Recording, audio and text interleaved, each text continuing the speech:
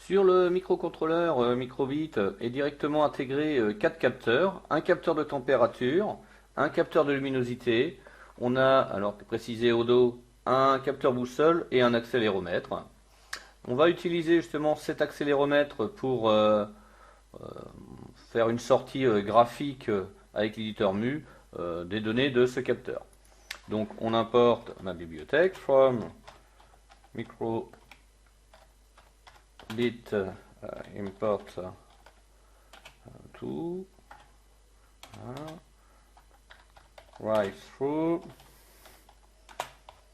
Donc on va créer une variable que je vais l'appeler lecture lecture x. Donc c'est l'accéléromètre, donc c'est ma donnée, on get ma donnée en x qui m'intéresse. Je vais mettre une autre variable lecture y qui va me donner une autre inclinaison, et ça va être l'accéléromètre, la donnée en y qui va m'intéresser. Donc pour faire afficher, utiliser l'outil graphique de MU, on fait un print et dans le print on affiche un simple tuple, et dans mon tuple je vais mettre mes deux valeurs, lecture x et virgule. Alors si j'en utilisais qu'une, par exemple lecture x, je crée une pause dans ma boucle tous les 100 millisecondes, sinon ça va planter. Donc je flash mon microbit, j'ouvre mon outil graphique. Vous voyez, si j'incline ma carte à mon graphique, il bouge en fonction de ma carte.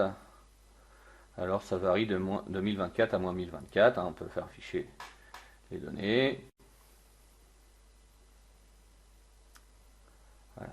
Donc on peut aussi également faire afficher plusieurs valeurs.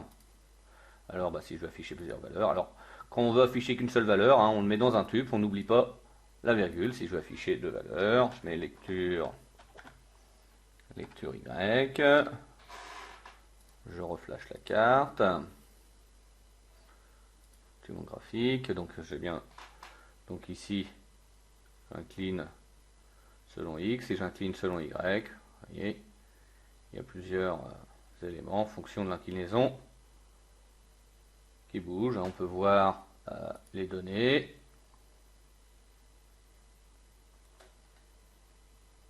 Qui nous intéressent.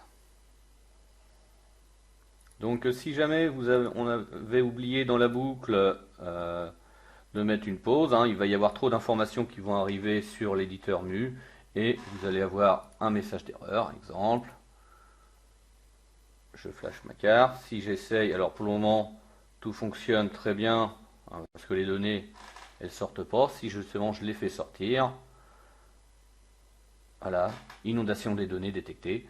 Donc c'est pour ça qu'il faut mettre absolument une pause dans ma boucle.